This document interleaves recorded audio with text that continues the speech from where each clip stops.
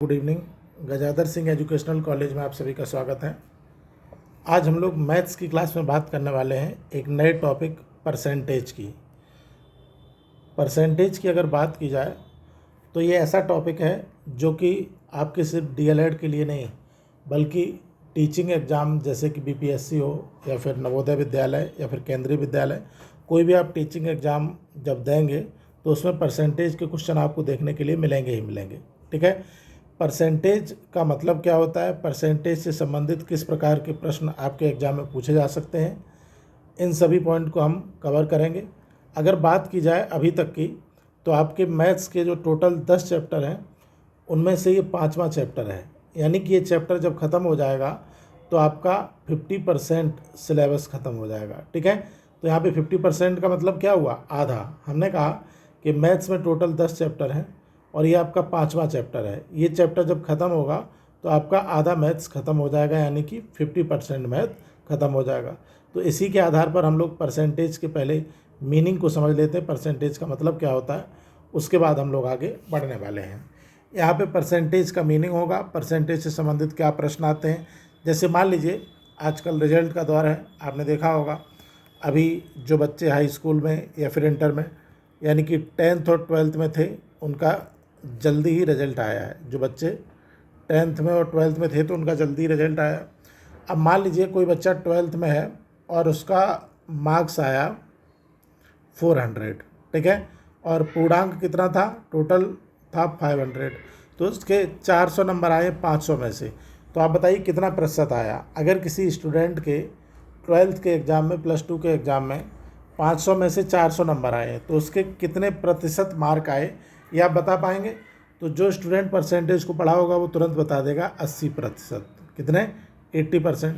या फिर मान लीजिए किसी विद्यार्थी के हाई स्कूल में 10th में 600 में से 360 नंबर आए हैं, तो आपसे पूछा जाए कि भाई उसने कितने परसेंट अंक प्राप्त किए, तो आप कहेंगे 60%। कितना, 60%।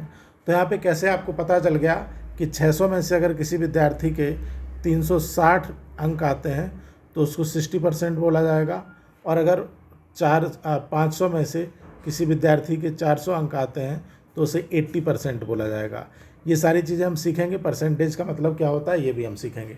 जैसे मान लीजिए परसेंट, ये पर और सेंट को अगर अलग अलग लिखा जाए ऐसे परसेंट, तो पर तो आप जानते हैं पर का मतलब होता है प्रति,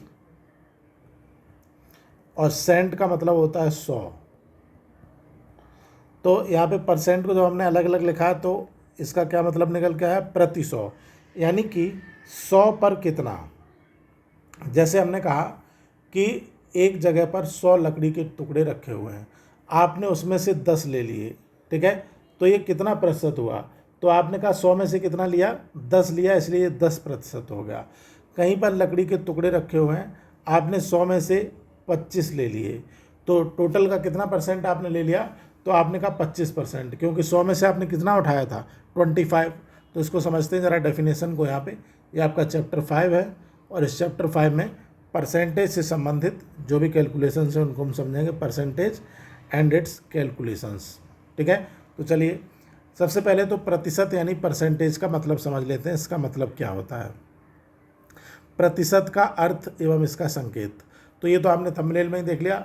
परसेंटेज का जो संकेत होता है, जो सिंबल होता है, वो इस तरीके का होता है, ऐसे। ये क्या है, ये परसेंटेज का सिंबल है। ठीक है, अब यहाँ पे अंग्रेजी शब्द परसेंटेज की उत्पत्ति इटालियन शब्द पर सेंट्रो या फ्रांसीसी शब्द पावर सेंट से हुई है, जिसका शाब्दिक अर्थ है प्रति 100। क्या इसका अर्थ है, इसका मीनिंग है प्रति 100, यानी 100 में से कितना, इसी को हम क्या बोलेंगे, परसेंटेज बोलेंगे। तो यहाँ पे देखा जाए प्रतिशत का अर्थ है प्रति 100 या प्रति सैकड़ा। जैसे कि 50%, तो 50% का क्या तात्पर्य हुआ, प्रत्येक 100 के लिए 50, अर्थात 100 में से 50 कितना हो गया, 50% का मतलब क्या हो गया, 100 में से 50।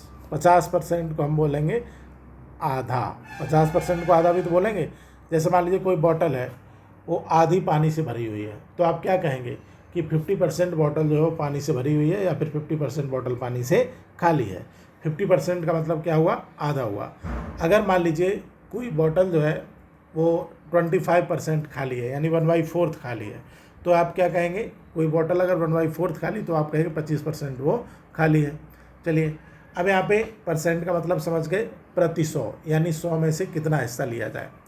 किसी संख्या के 25% का अर्थ है उस संख्या को 100 भागों में बांटकर उसके 25 भाग कर लेना। ठीक है, 25% का मतलब क्या हुआ, 25% का मतलब हुआ 100 में से 25% का क्या मतलब हुआ, 100 में से 25, इसी को हम बोलेंगे 25%। अब यहाँ पे देखते हैं एक फॉर्मूला लिखा हुआ है परसेंटेज निकालने का, x का y प्रतिशत। इसको अगर निकालना है तो आप कैसे निकाल लेंगे, x इंटू वाई अपॉन 100 कर देंगे इसको। x का y प्रतिशत अगर आपको निकालना है तो आप क्या कर देंगे, x इंटू वाई अपॉन 100। जैसे मान लीजिए आपको कोई संख्या है 600, अब 600 का निकालना है 50%, तो 600 इंटू 50/100 ऐसे कर देंगे। तो यहाँ पे ये 50 से 100 काटेंगे 2 आ जाएगा, फिर 2 से 600 काट देंगे 300 आ जाएगा। समझ में आया। x का y प्रतिशत निकालेंगे, यानी 600 का 50%। x को हमने 600 मान लिया और y को हमने 50 मान लिया, तो 600 का 50% निकालने के लिए क्या होगा, 600 इंटू 50/100, तो कितना आ जाएगा 300। जैसे मान लीजिए आपसे कोई दूसरा एग्जाम्पल दे दे, आपसे कहते कि बताइए 200 का 20% कितना होगा, तो x का y% निकालना है, यानी 200 का 20% निकालना है, तो 200 इंटू 20/100। 100 से 200 काट दो, 2 बार गया, और 20 दूना 40 हो गया। तो ये बात आपको समझ में आ गई कि नहीं आई। परसेंटेज कैसे निकाला जाए, परसेंटेज का क्या मतलब होता है, प्रति सैकड़ा। मान लें कि राम के पास 10 सेब हैं, 10 सेब है, यदि राम ने 2 सेब खा लिए तो उसके पास 80% सेब बचे। ये एक यहाँ पे इन्होंने एग्जाम्पल दिया है कि मान लीजिए राम के पास 10 सेब हैं, 10 में से उसने 2 खा लिए, तो अब बचे कितने, 8 बचे। तो 10 को जब हमने 100% माना था तो 8 को कितना मान लेंगे, 80%। ठीक है, यहाँ पे यही चीज़ दी हुई है। अब कुछ एग्जाम्पल की सहायता से आपको बेहतरीन तरीके से समझ में आएगा।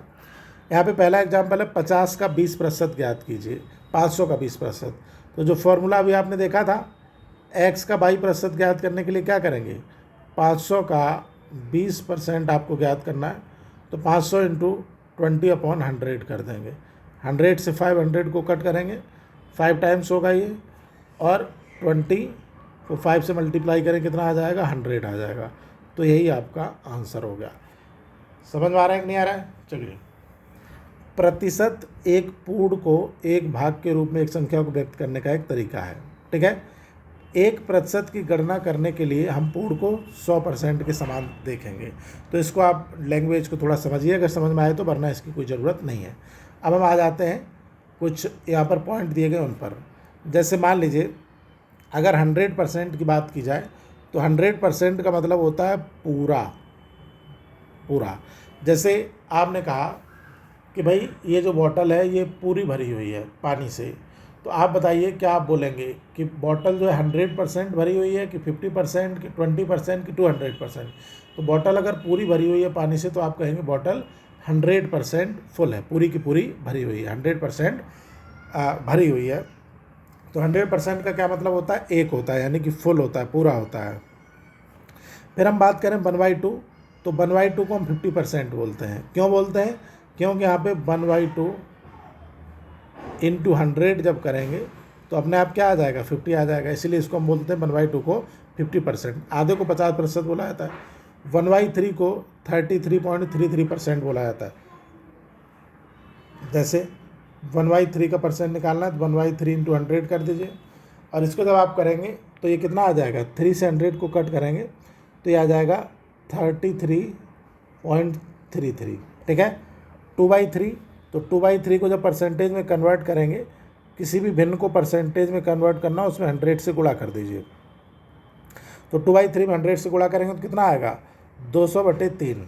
यहाँ पर आ जाएगा 200/3, और इसको जब कट करेंगे तो आ जाएगा 67। ठीक है, तो इसी तरीके से ये भी है 3/4, तो 3/4 इंटू 100 जब करेंगे तो कितना आ जाएगा, 75% आ जाएगा।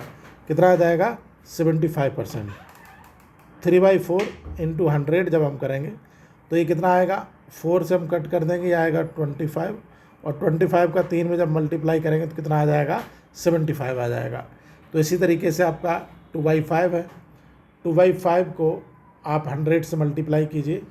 किसी भी भिन्न को परसेंटेज में बदलने के लिए 100 से मल्टीप्लाई कर देते हैं। 2/5 को 100 से मल्टीप्लाई किया तो कितना आ गया, ये आ गया 200/5, और 200/5 को जब हम कट करेंगे तो आ जाएगा 40, यानी 40%। समझ में आ रहा है कि नहीं। अब जैसे 3/5 इन्होंने दिया यहाँ पे, तो 3/5 इंटू 100 कीजिए तो ये आ जाएगा 300/5, या 5 से कट कर दीजिए 100 को, 20, और 23 जा कितना हो जाएगा, 60%, यानी 20 60% आ जाएगा। 1/4 को परसेंटेज में कन्वर्ट कीजिए तो यहाँ पे 1/4 इंटू 100 करेंगे, 4 से 100 को कट करेंगे 25, कितना आ जाएगा, 25%।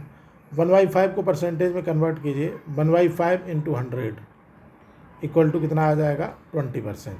ठीक है। यहाँ पे 4/5 को परसेंटेज में कन्वर्ट कीजिए, तो भिन्न को परसेंटेज में कन्वर्ट करने के लिए 100 से गुणा करते हैं हम, और ये जब करेंगे तो 5 यहाँ पे आ जाएगा 20, और 24 जा 20 को 80%। ये कॉन्सेप्ट आपको समझ में आ गया, बहुत ही आसान है। भिन्न को आप जब प्रतिशत में कन्वर्ट करेंगे तो उसमें 100 से गुणा कर दीजिए, बस आपको कुछ भी नहीं करना है। कोई भी भिन्न है उसको परसेंटेज में कन्वर्ट करना है तो आप उसमें 100 से गुणा कर दीजिए, वो अपने आप ही परसेंटेज में कन्वर्ट हो जाएगी। परसेंटेज का मतलब है आउट ऑफ 100, यानी 100 में से कितना। 25% का मतलब हुआ 100 में से 25, 50% का मतलब हुआ 100 में से 50, 75% का मतलब हुआ 100 में से 75। अब जैसे मान लीजिए किसी बच्चे के 500 में 400 नंबर आए, तो आप बताइए 500 में 400 नंबर आए तो कितना परसेंट हुआ। 500 में 400 आए तो 100 में कितना आए, इतना आप बस निकाल लीजिए, तो आपका आंसर आ जाएगा कि उसका 80% आया। अगर किसी बच्चे के 500 में 400 नंबर आए हैं, उसका पूर्णांक था 500 और उसने प्राप्त किए 400, 500 में से कितना आए, उसके नंबर आए 400। तो जब 500 में 400 आए हैं तो आपको बताना है कि 100 में कितने आए हैं। तो 500 में 400 तो 100 में 80 आए हैं। यही आपका हो गया परसेंट। ठीक है। अब यहाँ पे दिया गया संख्याओं का प्रतिशत निकालना, फाइंडिंग परसेंटेज ऑफ नंबर। संख्याओं का प्रतिशत कैसे निकाला जाए, इससे संबंधित यहाँ पे कॉन्सेप्ट आपको दिया गया है। तो यहाँ पे पहला ही जो क्वेश्चन है वो है 70 का 20% निकालिए, ये दिया गया है 70 का 20%। तो 70 का 20% ज़रा निकालिए। यहाँ पे आपको बताया गया था 70 इंटू 20/100। जब भी किसी संख्या का परसेंटेज निकालना हो तो जितनी संख्या हो और जितना परसेंट निकालना हो आपस में गुणा करके 100 से भाग दे दीजिए। तो ये हो गया 20×5 100, यहाँ नीचे 5 आ गया। 5 का जब 70 में किया तो कितना आ गया, 14 आ गया, 14×5 70। तो यहाँ पे आंसर क्या आ गया, 14%। कितना आ गया, 14%। 70 का 20% कितना होगा, 14 होगा। ठीक है, परसेंट नहीं, यहाँ पे ओनली 14। चलिए अब यहाँ पे दिया 240 का 5%, तो इसको ज़रा सॉल्व करिए। फॉर्मूला वही है, 240 का 5% निकलवाया है तो 240 इंटू 5/100, बस इतना सा फॉर्मूला करेंगे। 5 का 100 में भाग देंगे 20 आ जाएगा, और 2 का 24 में भाग देंगे कितना आ जाएगा, 12 आ जाएगा। यही आपका आंसर हो गया। तो यहाँ पे देखिएगा थर्ड क्वेश्चन आपके सामने है 500 का 10%। तो इसके लिए क्या करना है आपको, 500 इंटू 10/100 कर देंगे। अब यहाँ पे जब 0 से 0 कट जाएगा और 10 बना 50 हो गया, 50 आ गया। 500 का 10% कितना हुआ, 50 हुआ। 300 का 2 सही 1/2%। अब यहाँ पे इसको ज़रा निकालिए। तो पहले तो 300 का 2 सही 1/2% है, तो इसको हम किस में कन्वर्ट कर लेंगे, 2 सही 1/2 को 2 दूनी 4, 5/2 लिख देंगे कि नहीं लिख देंगे, बताइए, 5/2। तो 300 का 5/2% आप निकालिए, 300 इंटू 5/2/100। तो आपको पता है कि जब भी कोई भिन्न इस प्रकार से लिखी हो, जैसे एक यहाँ पे अलग से कॉन्सेप्ट मैं आपको बता रहा हूँ भिन्न से संबंधित, आप अगर न जानते हो तो इसको नोट कर लीजिए। मान लीजिए कोई भिन्न लिखा हुआ है P/Q, P/Q R/S। इसको अगर सॉल्व करना है तो इसको सॉल्व करके हम क्या लिख देते हैं, जो नीचे है वो सबसे ऊपर वाले के साथ चला जाएगा और बीच वाला बीच वाले के साथ चला जाएगा। तो इसका सिंपल फॉर्म होगा PS/QR, ऐसे लिखते हैं इसको, ठीक है। ये नोट करने लायक चीज़ है, इसको आप नोट कर लीजिएगा। तो यहाँ पे अगर देखा जाए तो 5/200 और 100/1 हम मान सकते हैं। कोई भी संख्या जिसके नीचे कोई भी अंक ना लिखा हो तो वहाँ पे हम 1 मान सकते हैं। जैसे मान लीजिए 5 लिखा हुआ है, अब 5 के नीचे 1 मान लो तो क्या फ़र्क पड़ेगा, 5 ही रहेगा ना। कहीं पे मान लीजिए 9 लिखा हुआ है, 9 के नीचे अगर हम 1 मान लें तो क्या ही फ़र्क पड़ेगा, वो तो 9 ही रहेगा ना। तो यहाँ पे क्या है कि इसके नीचे अगर आप 1 मान लेंगे तो इससे क्या होगा कि बीच वाला आपस में चला जाएगा, ये 100 का गुणा 200 में हो जाएगा। तो इसी को हम कैसे करेंगे, 300 × 5, 300 × 5 अपॉन 100 × 2, ऐसे हो जाएगा। तो 100 से 300 गया, 3 हो गया, 3 पंजे 15/2, कितना आ गया, 15/2 को लिख देंगे आप 7.5। यही आपका आंसर हो गया। क्या हो गया, 7.5 इसका आंसर होगा। उम्मीद है आपको समझ में आया होगा। इसको भी आप थोड़ा सा दिमाग में डाल लीजिएगा, ये मोस्ट इम्पॉर्टेंट पॉइंट है कि जब कोई भिन्न P/Q/R/S के फॉर्म में लिखी हो तो P और S का मल्टीप्लाई करके ऊपर लिखते हैं और QR का मल्टीप्लाई करके उसके नीचे लिख देते हैं। अब अगला जो क्वेश्चन है आपका 5th क्वेश्चन, ये है 20 का 3/4%। तो यहाँ पे बिल्कुल ही आसान है, आपको करना क्या है, यहाँ पे देखिए 20 × 3/4 अपॉन 100। तो 100 आ जाएगा 4 के साथ, 20 और 3 का करेंगे तो 60/400, ये आ जाएगा। तो इसको काट देंगे, 6/40 आएगा। और जिसको जब हम निकालेंगे तो इसको 6/40 को कट करने के बाद यहाँ पे ये आंसर दिया है 0.15 आएगा। कितना आएगा, 0.15, ठीक है। इसको कट कर लीजिएगा, इतना ही आंसर आपका आ जाएगा। तो ये चारों आपको क्वेश्चन समझ में आ गए कि नहीं। 5 क्वेश्चन यहाँ पे दिए गए थे। पहला क्वेश्चन 70 का 20% आपने निकाल लिया, 240 का 5% आपने निकाल लिया, 500 का 10% आपने निकाल लिया, 300 का 2.5% और 20 का 3/4%। पाँचों क्वेश्चन आपने कर लिए। आपने देखा होगा बहुत से ऐसे बच्चे होते हैं वो आपसे तेज़ परसेंटेज निकाल लेंगे। आप किसी बच्चे को बोलिएगा कि बेटा बताओ 700 का 7% कितना होगा। अगर कोई बच्चा जो थोड़ा तेज़ है मैथ में, उससे बोलिए 700 का 7% कितना होगा, तो आप इतनी जल्दी नहीं बता पाएंगे और वो बता देगा कि 700 का 7% जो होगा वो 49 होगा, ठीक है। आखिर वो इतना तेज़ कैसे बता देता है। आपने कहा बेटा 1100 का 11% कितना होगा, तो 1100 का 11% आप कैलकुलेशन करते रहिएगा, वो बता देगा 121 होगा। 1100 का 11% कितना होगा, 121 होगा। 700 का 7% कितना होगा, 49 होगा। तो ऐसे जो परसेंटेज हैं इतना तेज़ी से कैसे वो निकाल लेते हैं। इसका सीधा फंडा होता है, परसेंटेज का मतलब है आउट ऑफ 100, ठीक है। 100 में से कितना, तो 100 में से कितना का मतलब हुआ कि अगर यहाँ 700 है तो इसमें से 700, तो 100 वाला कॉन्सेप्ट 0 मान लो, ठीक है। और 7 का 7 में गुणा करके 49 लिख दो। 1100, तो 1100 में 100 वाला कॉन्सेप्ट यानी 00 को 0 इसको हटा दो और 11 में 11 का गुणा करके लिख दो, ठीक है। जैसे हमने कहा 50 का 7% कितना होगा, 50 का 7%।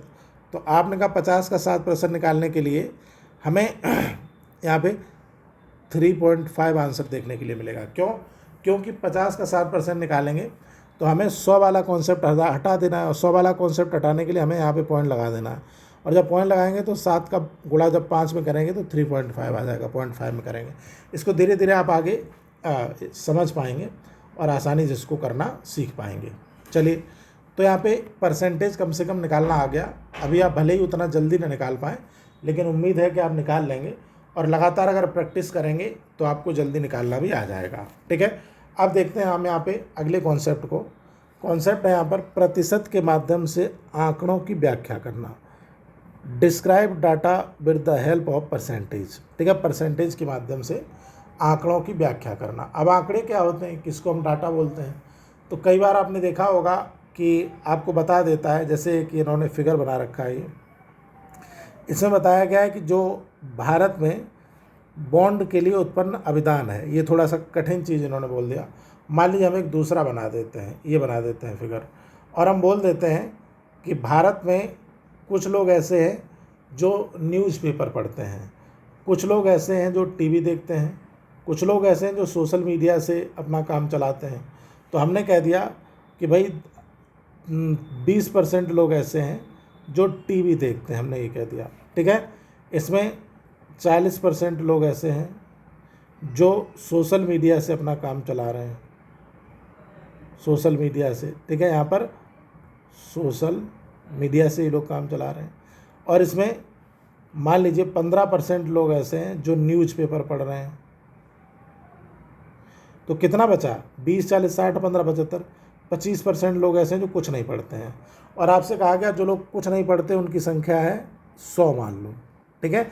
आपसे क्या कहा गया कि किसी गांव के 20% लोग टीवी देख रहे हैं, उस गांव के 40% लोग सोशल मीडिया से न्यूज़ पता कर रहे हैं और 15% लोग न्यूज़पेपर पढ़ रहे हैं। बचे हुए 25% लोग जो है इनको न्यूज़ से कोई मतलब नहीं है। और आपको बताया गया कि जिन लोगों को न्यूज़ से कोई मतलब नहीं है उनकी संख्या 25 है। उनकी संख्या कितनी है? 100 है। तो उनकी संख्या अगर 100 है तो उस गांव की आबादी कितनी है, या फिर टीवी देखने वालों की संख्या कितनी है, या फिर सोशल मीडिया देखने वालों की संख्या कितनी है, न्यूज़ देखने वालों, न्यूज़पेपर पढ़ने वालों की संख्या कितनी है, ये सब कुछ पता हमें चल सकता है। जैसे हमने कहा कि जो लोग कुछ भी नहीं देखते हैं, ना टीवी, ना सोशल मीडिया, ना न्यूज़पेपर, उनकी संख्या है 25% और 100। तो 25% का मतलब 100 हुआ, तो 100% का मतलब कितना हो गया? 400। यानी कि उस गांव की कुल आबादी कितनी है? 400 है। तो इस तरीके से परसेंटेज में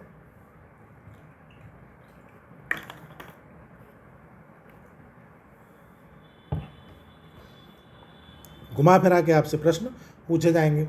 तो ये जो फिगर इसमें दिया है इसी को हम लोग देखते हैं। अपना फिगर अभी हम क्या करते हैं, हटा देते हैं, बाद में देखेंगे इसको। यहाँ पे दिया गया है पाई चार्ट के माध्यम से निम्नलिखित प्रश्नों के उत्तर दीजिए, ये बोल रहा है। अब पाई चार्ट ये आपके सामने बना हुआ है, इसमें लिखा हुआ है NRI 11%। NRI होते हैं नॉन रेजिडेंट इंडियन, यानी कि ऐसे इंडियन जो इंडिया में नहीं रहते हैं, जो किसी और देश में रहते हैं। जैसे कि मान लीजिए आप कोई काम करने के लिए, कोई जॉब करने के लिए कनाडा अगर चले जाते हैं, ठीक है, और आप कनाडा में इस समय रह रहे हैं, आप वीज़ा के आधार पर कनाडा में हैं, लेकिन आपका जो पासपोर्ट है वो भारतीय है, यानी आप नागरिक अभी भारत के ही हैं, लेकिन आप काम करने के लिए कनाडा गए हुए हैं, वहाँ पे आप रहते हैं, जॉब करते हैं, तो आपको NRI माना जाएगा। या फिर कोई व्यक्ति ब्रिटेन में रहता है, कोई जापान में रहता है, कोई स्विट्ज़रलैंड में रहता है, नॉर्वे में रहता है। तो कोई व्यक्ति भारत का, जो भारत का नागरिक है लेकिन किसी काम से घूमने या फिर कोई बिजनेस के लिए वो गया हुआ है, विदेश में रहता है, तो उसको NRI कहा जाता है। FII का क्या मतलब होता है? तो FII की अगर बात की जाए तो यहाँ पे होता है फॉरेन इन्वेस्टमेंट। कौन सा होता है? देखिए यहाँ पे लिखा भी होगा इसका मतलब FII का। FII का क्या मतलब होता है? FII का मतलब होता है विदेशी संस्थागत निवेश, ठीक है, फॉरेन इंस्टीट्यूशनल इन्वेस्टमेंट, FII। ये यहाँ पे ऐसा जो टर्मिनोलॉजी दे दिया है ना, ये आपका किसका है? ये पूरा इकोनॉमी का है। FII फॉरेन इंस्टीट्यूशनल, या फिर इसको हिंदी में लिख देते हैं फॉरेन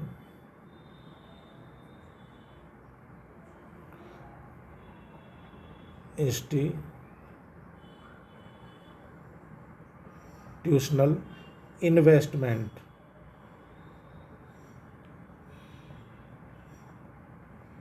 फॉरेन इंस्टीट्यूशनल इन्वेस्टमेंट, ठीक है। तो FII। अब FII की बात की जाए तो इसका असली कॉन्सेप्ट क्या है?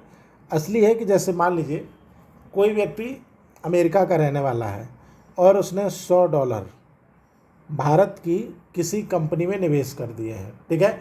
उसने एक कंपनी बनाई, $100 थोड़ा कम हो गया, मान लीजिए इकाई, दहाई, सैकड़ा, हज़ार, 10,000, लाख, $1,00,000। उसने $1,00,000 लगा करके कोई कंपनी खोली भारत में, ठीक है। या फिर उसने कोई पहले से जो कंपनी थी उसमें निवेश किया, या फिर कोई कंपनी उसने खोली भारत में, तो इसी को बोलेंगे फॉरेन इंस्टीट्यूशनल इन्वेस्टमेंट, यानी कि उसने कंपनी में अपना इन्वेस्टमेंट किया। फिर यहाँ पे offshore fund, offshore fund other, और यहाँ पे नेशनल बैंक का 2% है और कॉरपोरेट हाउस का 34% है। ये आपको दिया गया है कि कहाँ कहाँ से फंड आ रहा है। NRI फंड आने का मतलब क्या हुआ कि मान लीजिए भारत बॉन्ड के लिए उत्पन्न अभिधान, भारत बॉन्ड यानी कि सरकार पैसा इकट्ठा कर रही है, ऐसे मान लीजिए। अब सरकार जो पैसा इकट्ठा कर रही है उसमें 11% पैसा एनआरआई लोग दे रहे हैं जो कि विदेशों में रहते हैं, भारत के रहने वाले हैं। 33% पैसा एफआईआई फॉरेन इंस्टीट्यूशनल इन्वेस्टमेंट के माध्यम से आया है। 16% ऑफशोर फंड के माध्यम से पैसा आया है। 4% अदर से आया है। नेशनल बैंक जैसे कि एसबीआई वगैरह ने 2% दिया है। कॉरपोरेट हाउस यानी कि बिजनेसमैन जैसे अंबानी अडानी ने 34% दिया है। ये आपका डाटा यहाँ पे दिया गया है। अब क्वेश्चन यहाँ पर है, यदि प्रवासी भारतीयों द्वारा निवेश 4,000 करोड़ रुपए है, यानी कि जो एनआरआई हैं, एनआरआई लोगों ने कितना निवेश किया है? 4,000 करोड़ ये बोला। यदि प्रवासी भारतीयों द्वारा किया गया निवेश कितना है? 4,000 करोड़ है। तो कॉरपोरेट हाउस और एफआईआई दोनों का एक साथ निवेश कितना है? तो आप बताइए। कॉरपोरेट हाउस का कितना है? 34%, ठीक है। तो इसको हम लिख लेंगे यहाँ पे 34 प्लस एफआईआई का है 33, इन दोनों को जोड़ेंगे तो हो जाएगा 67%। तो यहाँ पे आपको दिया गया है कि जो आपके 11% की वैल्यू है, 11% जो एनआरआई है उसकी वैल्यू है 4,000, तो 67% की वैल्यू कितनी होगी? इतना बस पूछा है इसने, ठीक है।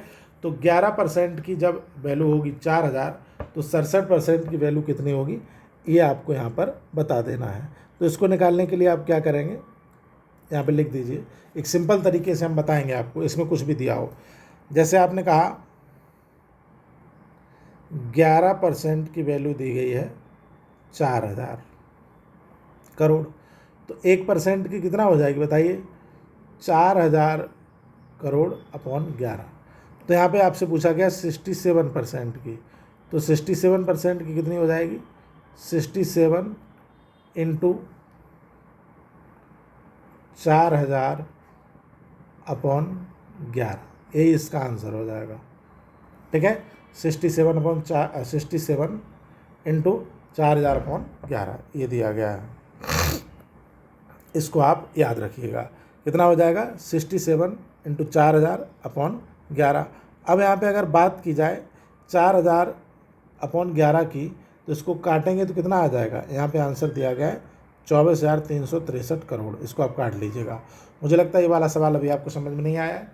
यहाँ पे बस क्वेश्चन में दिया गया था, यदि प्रवासी भारतीयों द्वारा निवेश 4,000 करोड़ है और प्रवासी भारतीय कितना परसेंट थे, देखिए आप ही बताइए।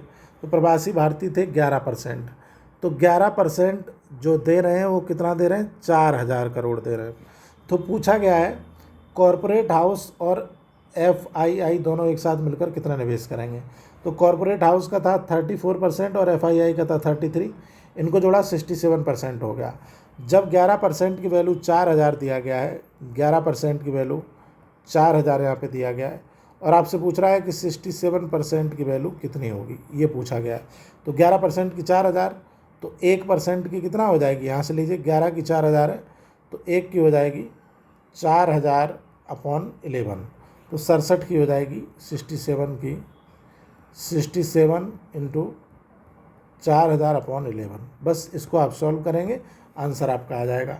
आंसर कितना आया है? आंसर आया है 24,363 करोड़,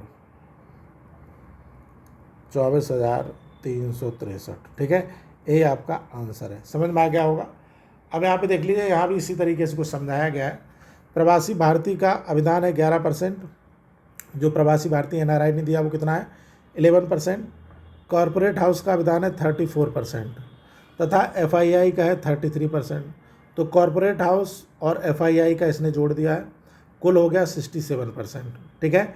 अब प्रवासी भारतीय द्वारा दिया गया 4,000 करोड़, यानी 11% के बराबर दिया गया 4,000, तो हमें निकालना है 67%, तो 67% के बराबर हमने यहाँ पे निकाल दिया। आंसर आ गया 24,363 करोड़। समझ में आया कि नहीं आया? बिल्कुल आ गया होगा। अब अगला देखिएगा, कुल निवेश कितना प्रतिशत प्रवासी भारतीयों एवं विदेशी संस्था के निवेशों से प्राप्त हो रहा है। तो यहाँ पे देखिएगा, प्रवासी भारतीय और विदेशी संस्थागत निवेशक यानी एफआईआई। तो यहाँ पे देखिए प्रवासी भारतीय और इनका कितना है? आपने कहा प्रवासी भारतीयों का ये है 11% और एफआईआई का ये 33%, तो दोनों को अगर मिलाएंगे 11 और 33 तो कितना आ जाएगा? 44%, और यही आपका आंसर हो जाएगा। तो यहाँ पे यही तो दिया गया है, प्रवासी भारतीयों से प्राप्त निवेश अवदान 11%, विदेशी संस्थागत निवेशों से प्राप्त 33%, टोटल कितना हुआ 44%। बिल्कुल सिंपल सा क्वेश्चन था। अगला क्वेश्चन देखिएगा, क्वेश्चन नंबर 5। थोड़ा पानी पी लेते हैं।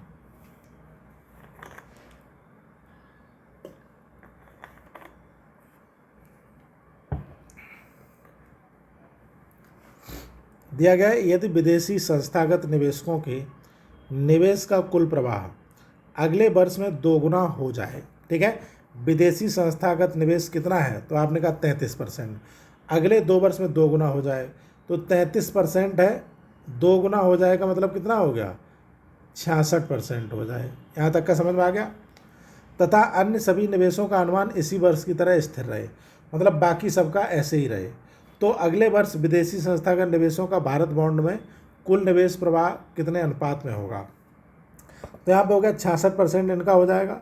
तो टोटल अगर हम जोड़ेंगे तो कितना हो जाएगा, टोटल हो जाएगा हमारा 133%। क्यों ऐसा हो जाएगा, क्योंकि 66% ये 66% ये, बाकी 11% जो है ये आया हुआ है आपका NRI द्वारा, 34% कॉरपोरेट हाउस द्वारा, 2% नेशनल बैंक द्वारा और 4% अदर फंड से और 16% यहाँ पे देख लीजिए, ये देखिए 4% अदर से और 16% ऑफशोर फंड से।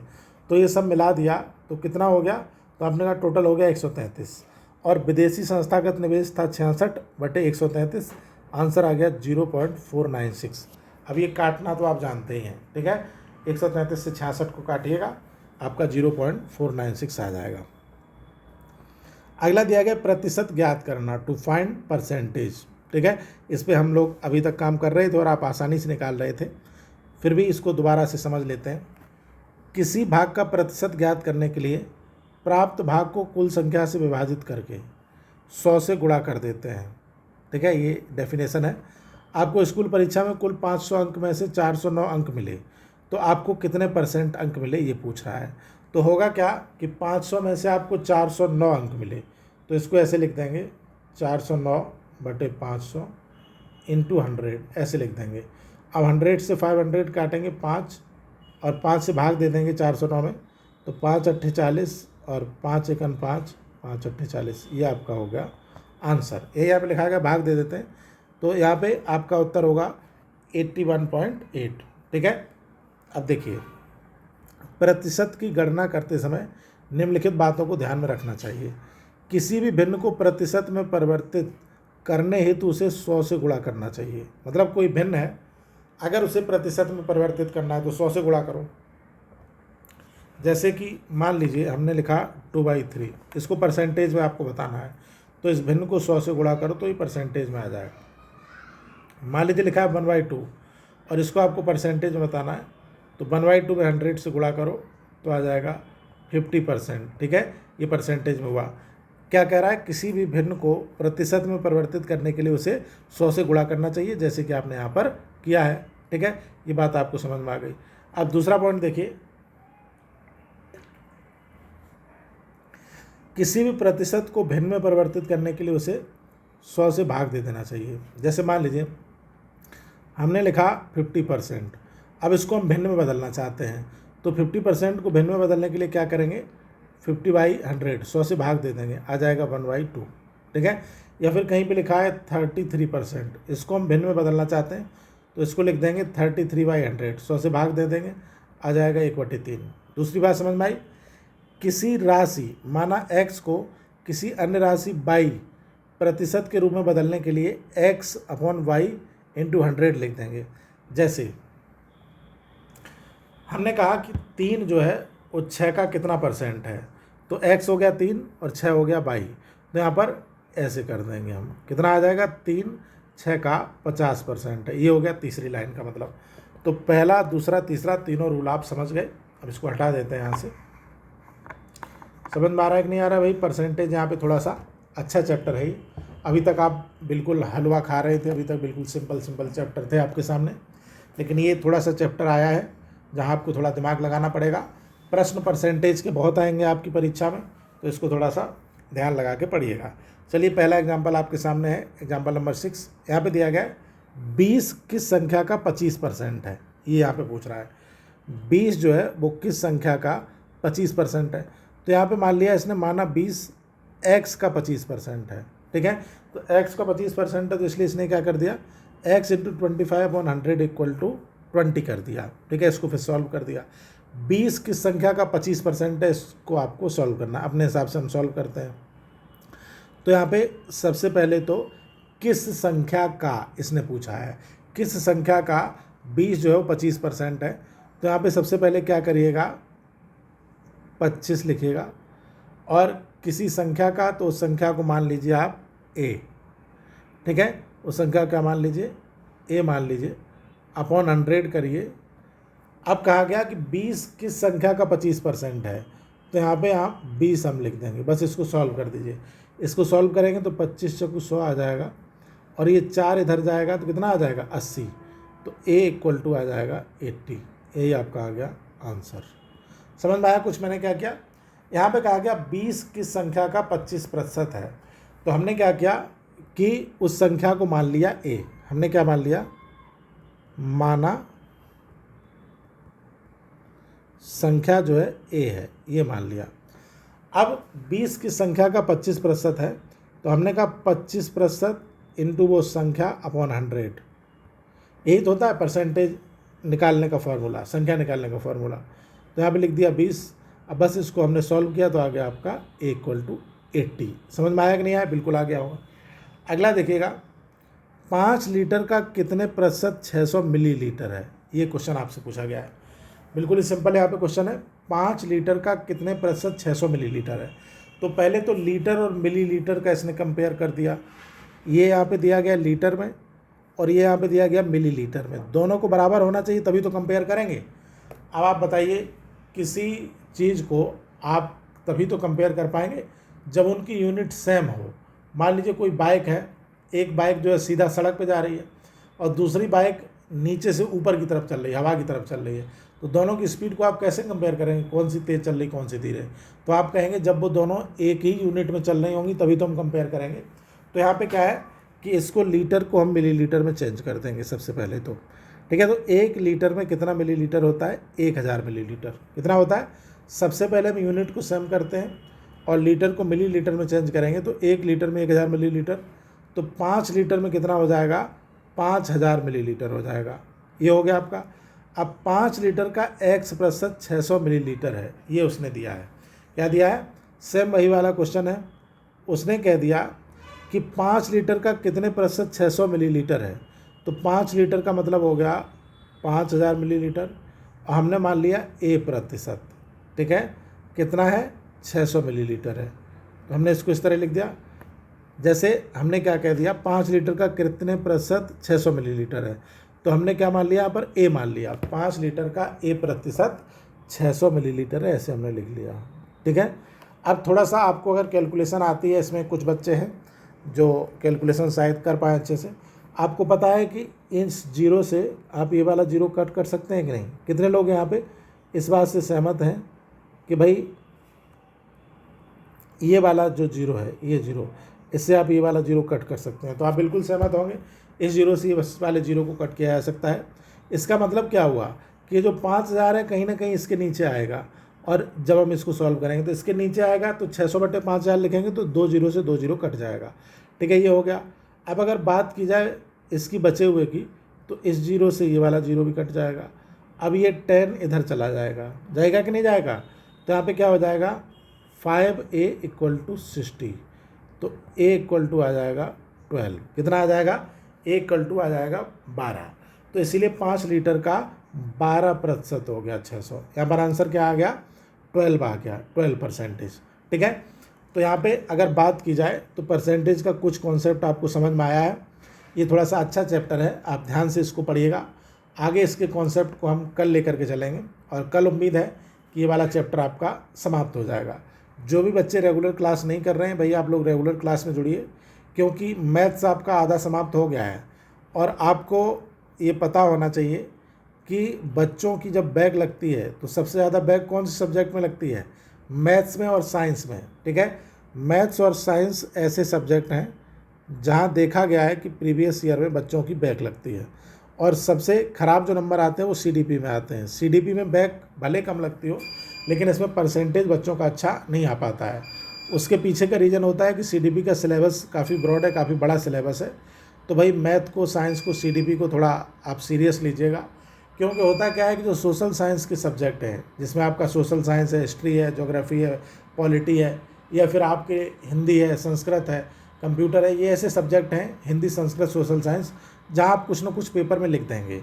लेकिन सीडीपी में आपके लिए एक नया सब्जेक्ट होता है जिसको आपने पहले कभी नहीं पढ़ा होता। उसमें बहुत सारे थिंकर होते हैं जिनके नाम पता नहीं होते, तो आप क्या लिखेंगे। मैथ साइंस में न्यूमेरिकल ज़्यादा आते हैं, तो वहाँ पे भी आप बनावटी कुछ नहीं लिख सकते। इसलिए ये सब्जेक्ट थोड़ा सा ध्यान से पढ़े जाने योग्य हैं, इन पर थोड़ा सा समय आप दीजिएगा। तो आज की क्लास में अभी इतना ही रखेंगे। अगली क्लास आपकी सोशल साइंस की होगी। Thank you.